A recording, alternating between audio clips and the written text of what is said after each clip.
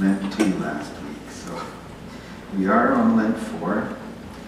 And we're on a very, very familiar story this morning. So much so that I'm not going to read the story because I think we know this story. And it's a story of the prodigal son, the prodigal father, the prodigal son and father, the prodigal sons and father, whatever term you want to put with it, or the prodigal daughter, or the prodigal daughters and father. Doesn't matter. It's a story. It's a parable. On the screen, and I don't know how, yes, but I can see my notes in the dark. You may recognize this painting, you may not. This is Rembrandt's Prodigal Son. And I want to start out this morning by talking a little bit about one of my favorite authors, a man by the name of Henry Nouwen. Henry Nouwen was at a point in his life where we would call it a dark night of the soul, perhaps much like the prodigal son was. And he spent months with Rembrandt's original painting in the Hermitage Museum of St. Petersburg. And while he was there, and as he returned time and time again, sitting with this painting, he was healed of his depression and the distance that he felt from God. That's what happens in a dark night of the soul. And then after going through that experience, he wrote this wonderful book called The Return of the Prodigal Son. The events of the prodigal's return are well known, I think, to all of us. But familiarity can breed a dullness of spirit that can often prevent us from hearing the story anew. And this experience that Henry Nouwen went through towards the end of his life became, as he became particularly intrigued by this painting. Nouwen relates in his book, over the years, over a period of several years, he would return, as I said, to this painting to view it. And he would simply sit and he would contemplate what he saw. And it's actually a very good exercise to sit with this painting. And he says that he was drawn to the image, at first, of the son kneeling at his father's feet. His shaven head and his tattered robe speak to the depths of the young man's despair. But the gentle weight of the father's hands assured the boy that there was still a place where he belongs. Nouwen perceived in this image a spiritual truth that he claimed as his own, that whatever he might lose in this life, he was still his father's child. And another point in his journey, Nouwen was taken by the image of the dutiful brother, whose disdain for his sibling now made him the foreigner dwelling in the far country of contempt. How often, Nouwen asked, had his own vain sense of obligation and responsibility kept him from exercising his true humanity? And eventually Nouwen came to see in the father an aspect of his own spiritual life that needed constantly to be nurtured.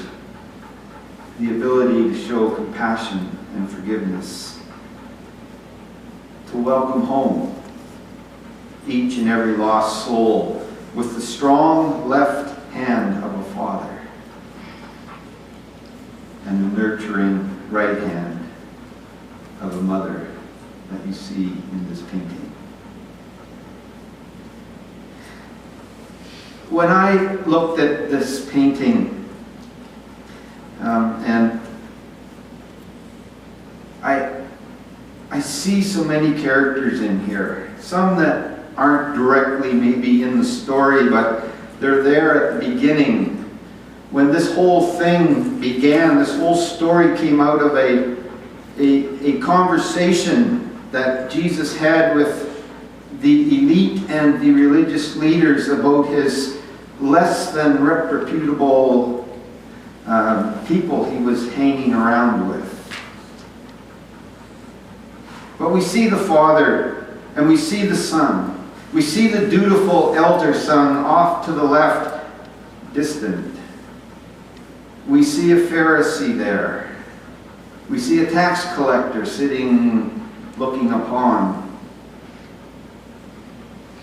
But what's not real clear on this painting up here, on this image that's projected, but one that I was drawn to, is Rembrandt, for whatever reason, put something in the shadows. And in the left-hand corner, your left-hand corner, there's a figure, barely visible. Who is it? Who is this mystery character whose form is hovering there in the darkness? Is it simply a device for kind of making it all nice and proportionate? Encouraging the viewer to witness at once the full human drama of repentance and jealousy and compassion? I'm not sure who that is. I have an idea. I'll come to that in a minute. Do you know, this story is the real thing. The story that we know as the prodigal son is classic Jesus. Jesus at his best. It sums up his life. It sums up his ministry. It sums up his God. Our God. I cherish this parable. Partly, I think, because I myself am a prodigal son. But after reading it hundreds and hundreds of times, it still has the power to touch me profoundly. And in this territory, on the farm of that remarkable father, I know I am in genuine gospel country, my true homeland. And so this morning, I want to invite us to take another look at, in particular, the two sons in this story. Or if you prefer, the two daughters. It doesn't matter. That's not the point. In the context of that homeland and that farmer of prodigal generosity. Some of you may find yourself reflected in one son or the other. I suspect that if we're honest with our souls this morning, we will find ourselves in both. And I would like to think that we have also stood on the ground owned by this wonderful Father. The younger son. I know how this fellow felt. He wanted to make a clean break from parental control. To be his own person. To find out what the big wide world was all about. To choose his own friends. To experience life in that broader context, not so much that perceived narrow context of home. And so with big dollars, obtained somewhat selfishly, in his hand he sets out to see the big world. The big world far, far away from the bush where he was brought up. Can't you identify with that son's desire to leave the parental establishment? I mean, we parents mean the very, very, very, very, very, very best for our children. But we can sometimes smother. And even when a parent is older and a mom and a dad can tend still to treat those little tiny infants that we think they still are in a way that's smothering. They fuss too much and they wish to exert their influence. They interfere, all for the best reasons, of course. A little space between parents and offsprings can be a substantial relief to the offspring, and in some cases it can bring relief to the parents as well. However, in this parable, the younger son was not up to the opportunity. He did not handle his freedom well. He was too desperate for new experiences and too liberal with his cash. His drinking mates became his substitutes for friends, and prostitutes a surrogate for love. And like so many who misuse their freedom, he fell a long, long way until he was broke and he ended up barely surviving on a pig farm. Let's not lose the significance of that in this story. Living amongst the pigs as a swineherd. This young man was a Jewish man. And a swineherd position was the most disgusting occupation that he could have. Pigs were despised and their meat forbidden. And there, living with the swine, all his self-respect was stripped away. He had hit rock bottom, we call it these days.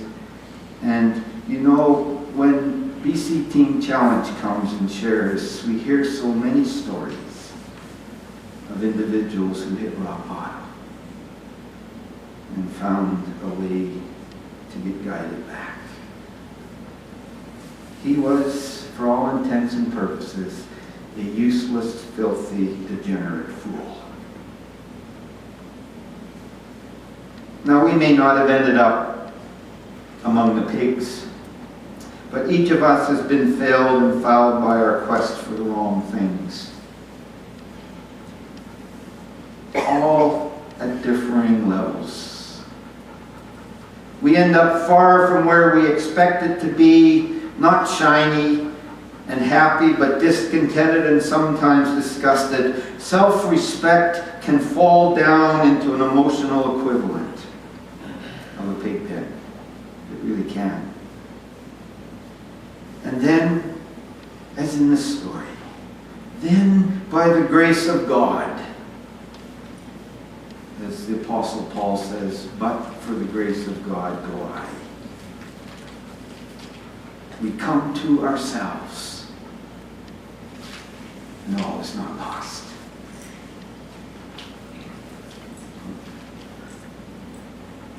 That's my story.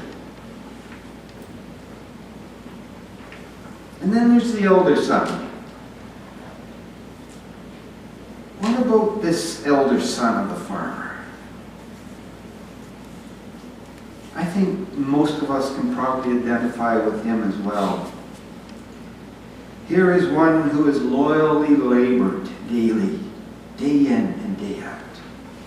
Year after long year, Big Brother did not make a song and dance about it. He did not ask for fancy rewards. He just knew what should be done and he did it. Summer and winter, day and often into the night, loyally giving his best. And of course, he would have liked a break. Of course, he thought about distant cities and golden beaches and relaxation and parties and pretty women. Oh, but you say, it doesn't say that there. It does. It's in between the lines.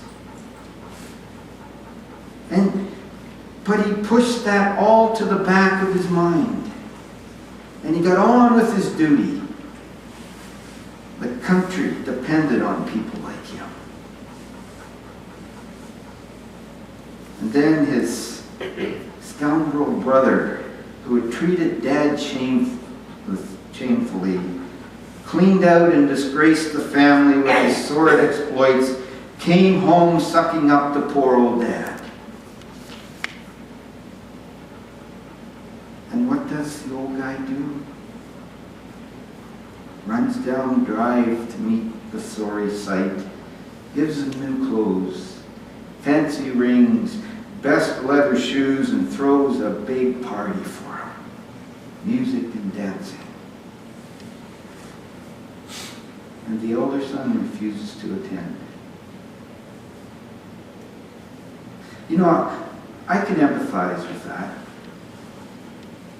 I can sit with him outside the party in the dark, muttering my discontent. All these years, I have served you well, did not complain, never failed, yet you never once threw a party for me, and now this son of yours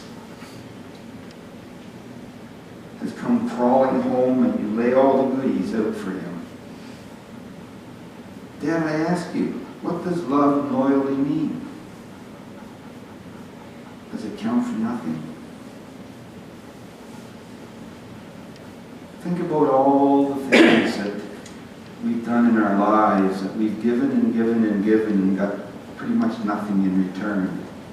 Oh, we say we don't expect that, but a pat on the back every now and then is always nice. I mean, we could have been doing other things with our time, but we've given it and we've given it. And so I can sit with that older brother outside in the dark.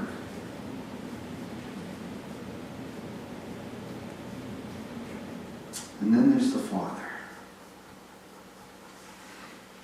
This third character, the parent. With him, it is harder for me to identify because my ways are not often his ways, and my loving patience falls far short of his. From our normal way of seeing things, this farmer goes over the top. The whole performance was prodigal. You know what that word means? Extravagant. Extravagant. It was unwise, and it certainly was extravagant. He is prodigal in his generosity. He was plainly asking for anger from his faithful elder son. He was pushing his buttons, wasn't he? To start with, why at the beginning did he let the younger son receive anything at all? He didn't have to do that. That wasn't part of the deal.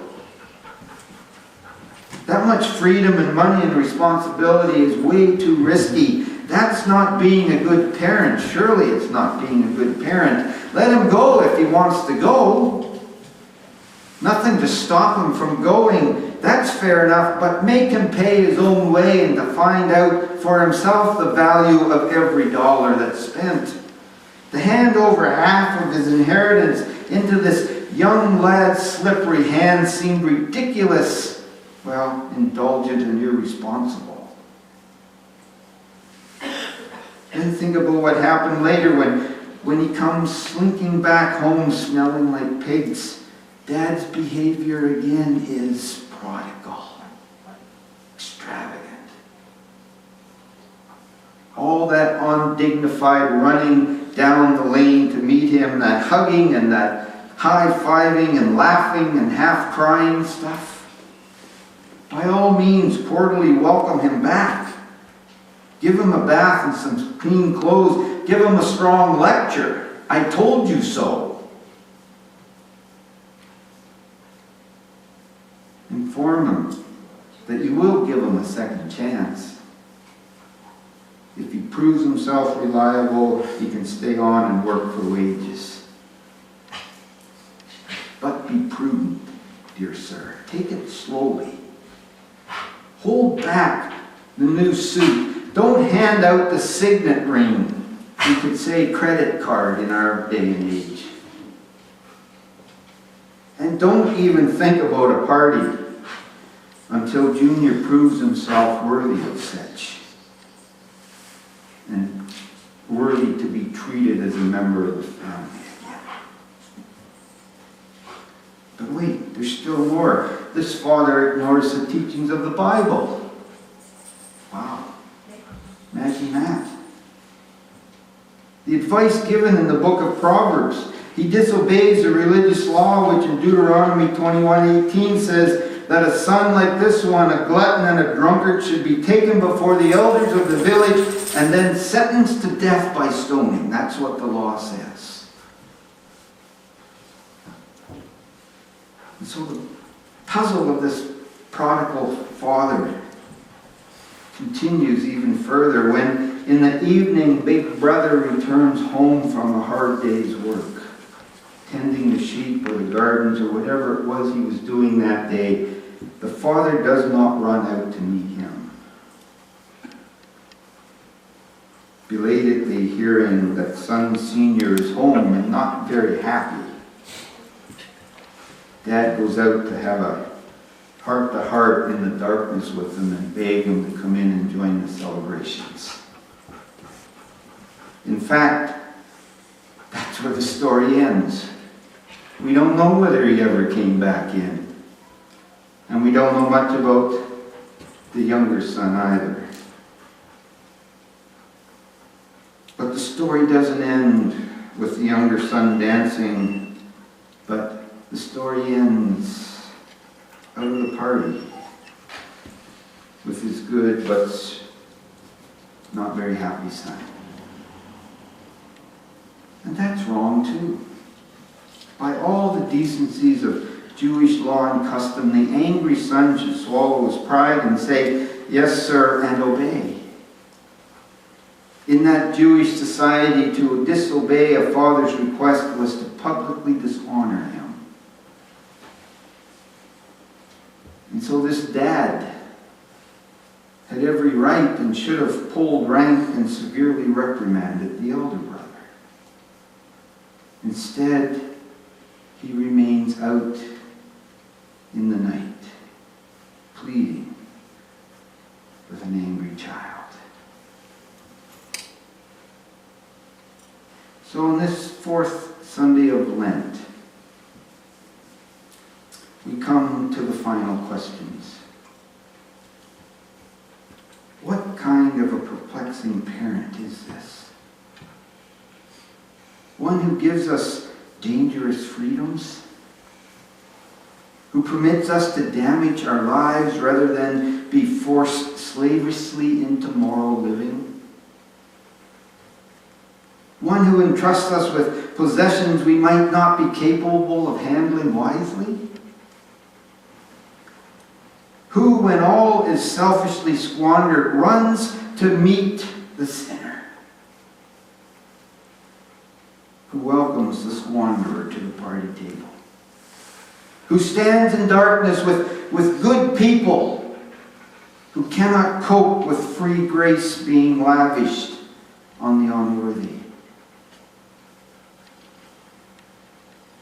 One who is this unexpected, prodigal, undignified dad?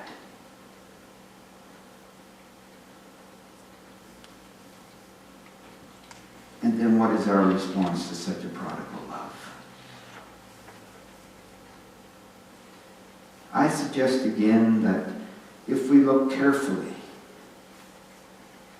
we may discover that there is within our character bits of both the younger and older brothers. In fact, within us there may even be a tension between the two, a sibling rivalry. Both sides of our nature must deal with a God who does the unexpected and extravagant things. A God who supersedes all ideas of justice and shakes our self-righteousness. A divine lover who runs and leaps for joy when an apparently worthless sinner comes home. A holy God who stands in the darkness very respectable but wayward sinner.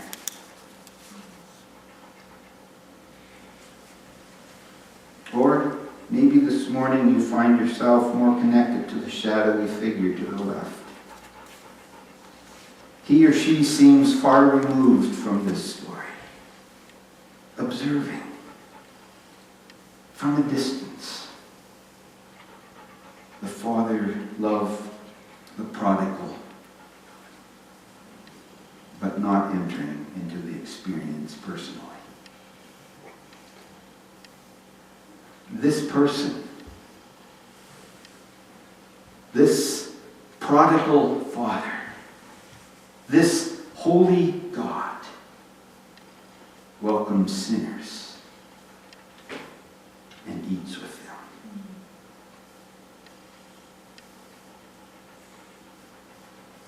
But not all. Not all are willing to join him at the feast. Let us pray. God of reckless prodigals and self-righteous siblings, we praise you for always being there in times of joyful celebration, in times of despair and distress, in times of noble faithfulness, in times of wasteful foolishness. We praise you for the gentle wisdom that whispers in stillness and always leads us to the light.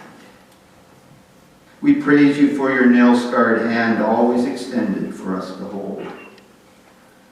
Forgive us when we forget your counsel, your guidance, your presence, and by choice or by ignorance wander blind and aimless without you. But oh, thank you for always calling us back, for making a way at your own ultimate expense, for us to be renewed and to be forgiven. And thank you for touching us again now with your love, with your grace, with your wisdom. In Jesus' name, amen.